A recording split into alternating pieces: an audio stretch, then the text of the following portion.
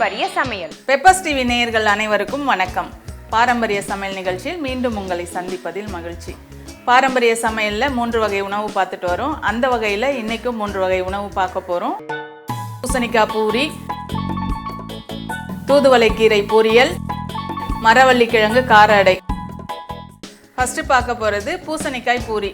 பூசணிக்காய் பூரி செய்வதற்கு தேவையான பொருட்கள்: மஞ்சள் பூசணிக்காய், கோதுமை மாவு, ஏலக்காய் தூள், வெல்லம், எண்ணெய், இந்துப்பு. ஃபஸ்ட்டு என்ன பண்ண போகிறோம், இந்த வெல்லத்தை கரைச்சி எடுத்துக்கலாம்.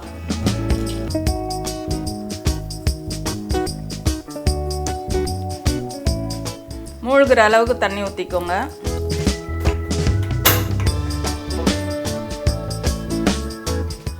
கொதிக்குது. இப்போ நம்ம வேறு பாத்திரத்தில் வடிகட்டிக்கலாம்.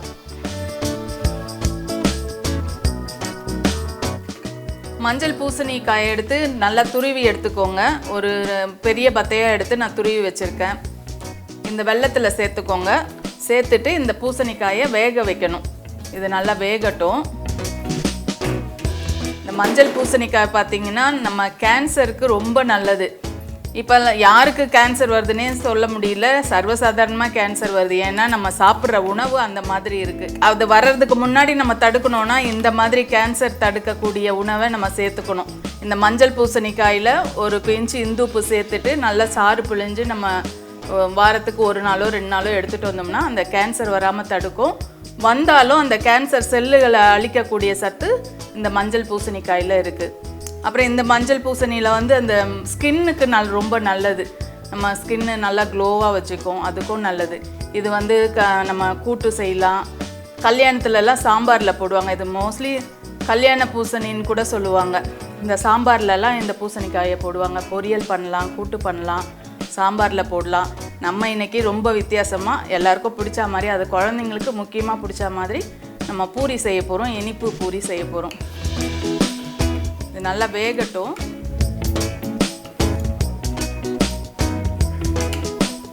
பூசணிக்காய் வெந்துருச்சு. இப்போ என்ன பண்ண போகிறோம், ஸ்டவ்வை ஆஃப் பண்ணிவிட்டு கொஞ்சம் ஏலக்காய் தூள் சேர்த்துக்கோங்க. ஒரு பிஞ்ச் உப்பு சேர்த்துக்கோங்க சுவைக்கு. சேர்த்துட்டு கிளறி விடுங்க. இதுலேயே இந்த கோதுமை மாவை கொட்டி கலரிக்கோங்க. நம்ம சப்பாத்தி மாவு பிசைவோம் இல்லைங்களா, பூரி மாவு சப்பாத்தி மாவு, அந்த அளவுக்கு இப்போ செஞ்சுக்கணும். இதில் கொட்டிட்டு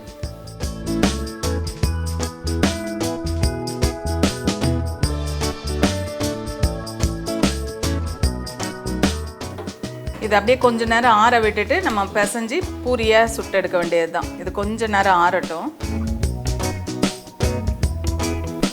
மாவு ஆறிடுச்சு. இப்போ என்ன பண்ண போகிறோம், எண்ணெயை சூடு பண்ணிக்கலாம். அந்த எண்ணெய் சூடாகிற நேரத்தில் நம்ம பூரி உருட்டிடலாம். இந்த ஆறின பூரியை கொஞ்சம் பிசைஞ்சிக்கோங்க.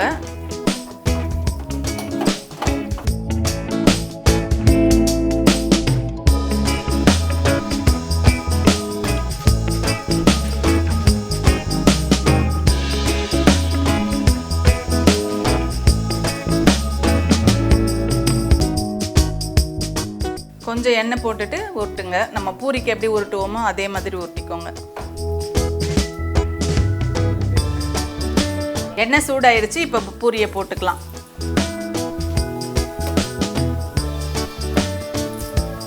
ஒரு பக்கம் செவந்த பிறகு திருப்பி போட்டுருங்க. எடுத்துடலாம்.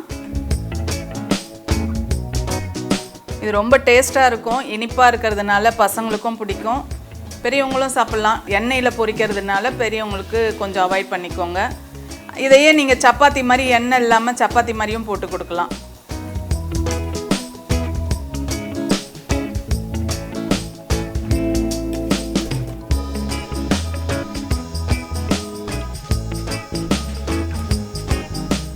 சுவையான பூசணிக்காய் பூரி ரெடி ஆயிடுச்சு. இது ரொம்ப வித்தியாசமாக செஞ்சுருக்கோம். ரொம்ப டிஃப்ரெண்ட்டாக டேஸ்ட்டாகவும் இருக்குது. இது நீங்கள் கண்டிப்பாக வீட்டில் ட்ரை பண்ணுங்கள். எங்கள் யூடியூப் சேனலை லைக் பண்ணுங்கள், ஷேர் பண்ணுங்கள், உங்கள் கருத்துக்களை கமெண்ட் பண்ணுங்கள். மறக்காமல் கண்டிப்பாக சப்ஸ்கிரைப் பண்ணுங்கள்.